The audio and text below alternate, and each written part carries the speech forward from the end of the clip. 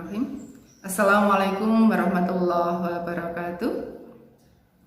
Sebelumnya saya ucapkan selamat bagi para siswa baru yang diterima di MTS Negeri 1 Madiun ini. Perkenalkan, nama saya adalah Ibu Nurul Hidayati SPD yang merupakan salah satu guru di Madrasah Tsanawiyah Negeri 1 Madiun ini yang mengajar mata pelajaran PPKN. Di sini saya akan menyampaikan materi bersama tentang persamaan dan anti diskriminasi. Nah, persamaan itu adalah berasal dari suku kata sama yang punya arti yaitu tidak ada perbedaan, atau pengertiannya bahwa kita itu adalah sederajat, ya. Kita sebagai manusia yang hidup di dunia ini adalah sama, yaitu sama-sama mempunyai hak untuk hidup dan saling menghargai.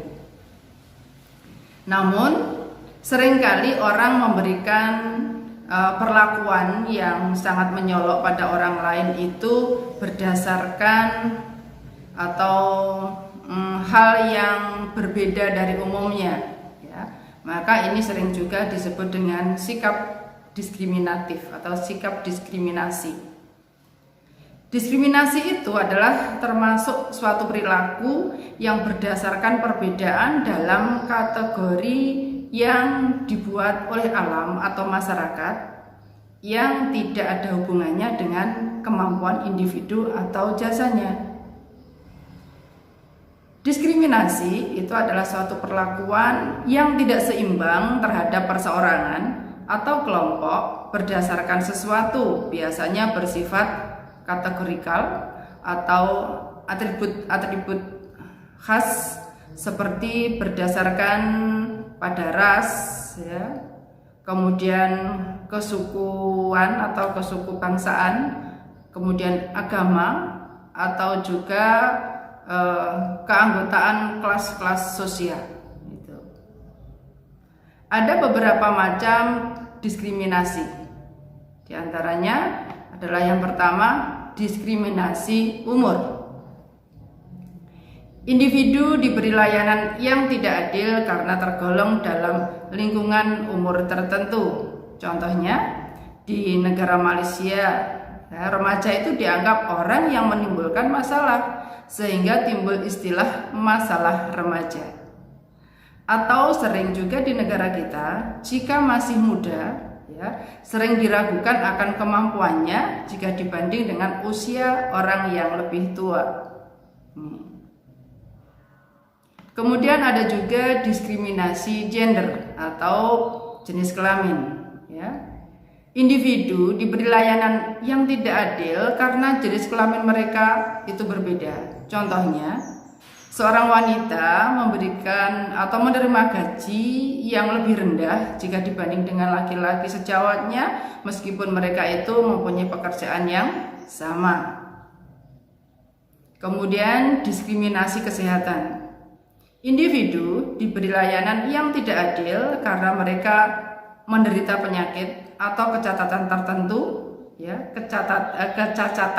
kecacatan tertentu. Contohnya orang yang pernah menderita sakit jiwa itu ditolak untuk mengisi jabatan tertentu meskipun ia sudah sembuh dan memiliki kemampuan yang diperlukan.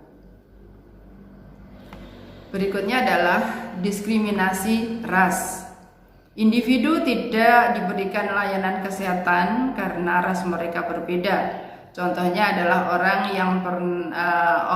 yang punya kulit hitam, ya. Di Amerika itu dianggap mereka adalah orang yang kotor atau punya kelas yang rendah, ya.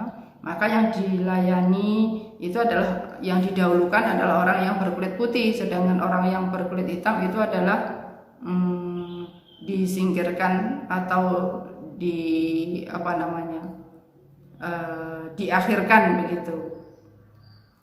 Kemudian berikutnya adalah diskriminasi agama, ya. Individu diberi layanan yang tidak adil berdasarkan agama yang dianut olehnya. Jadi agama Jadi ini jika agamanya berbeda maka mendapatkan perlakuan yang berbeda pula. Itu. Diskriminasi sosial ataupun secara individu bisa terjadi di lingkungan manapun. Di antaranya adalah lingkungan keluarga, lingkungan masyarakat, lingkungan kerja, dan juga lingkungan sekolah. Nah, dalam kesempatan kali ini saya akan membahas mengenai diskriminasi yang ada di lingkungan sekolah. Di sekolah terdapat juga banyak perbedaan. Perbedaan itu mewarnai keragaman sampai ke lingkup yang terkecil, yaitu di sebuah sekolah yang namanya adalah kelas. Perbedaan yang ada di dalam ruang kelas misalnya perbedaan gender, siswa yang pandai dengan yang kurang pandai, siswa yang aktif dan yang pasif, siswa yang pendiam dengan siswa yang aktif atau seringkali dia bisa dibilang nakal, sampai juga pada perbedaan status sosial. Perbedaan ini bisa menimbulkan konflik, contohnya siswa yang berada pada kelas yang favorit atau kelas khusus akan merasa lebih pintar dan merasa harus mendapatkan perlakuan yang spesial dari para guru dibandingkan dari siswa yang berada di kelas yang lain atau kelas reguler dan yang dianggap berkemampuan tidak setara dengan pelajaran mereka. Contoh lain yang bisa terjadi konflik diskriminasi antar siswa adalah yang kaya dengan yang tidak kaya.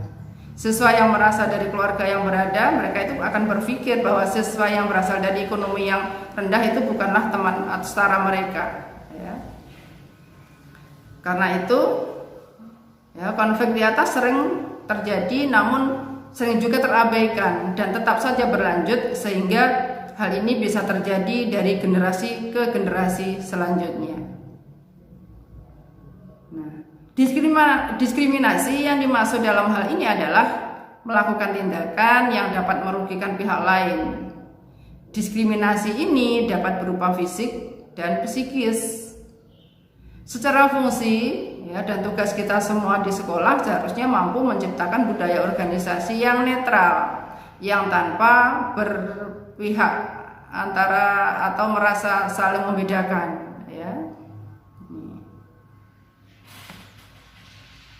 Cara-cara berpikir dan terobosan yang baru memang harus diperkenalkan dan diciptakan untuk mengatasi permasalahan pendidikan pada saat ini dan pada masa-masa yang akan datang. Pendidikan adalah hak setiap orang yang dalam pelaksanaan sistemnya tidak boleh terdapat diskriminasi. Kalau di dalam pelajaran saya ini ada kaitannya atau sudah diatur di dalam Pancasila sila yang kedua, yaitu bahwasanya manusia itu atau di dalam bunyi sila yang kedua itu adalah kemanusiaan yang adil dan beradab. Dikandung maksud bahwasanya setiap orang atau setiap warga negara Indonesia itu punya kewajiban untuk saling menghormati, saling menyayangi, dan saling menghargai antara yang satu dengan yang lainnya tanpa harus membedakan kondisi dan kemampuan orang atau peserta didik. Dan juga diatur di tempat yang lain di dalam Undang-Undang Dasar 1945 pada pasal 31 ayat 1 bahwa tiap-tiap warga negara itu berhak dan wajib mendapatkan pengajaran. Maka di sini sudah jelas bahwasanya setiap warga negara Indonesia pada usia sekolah itu harus bersekolah dan mendapatkan ilmu atau pengajaran secara formal dalam kondisi apapun, baik secara sehat ataupun cacat fisiknya.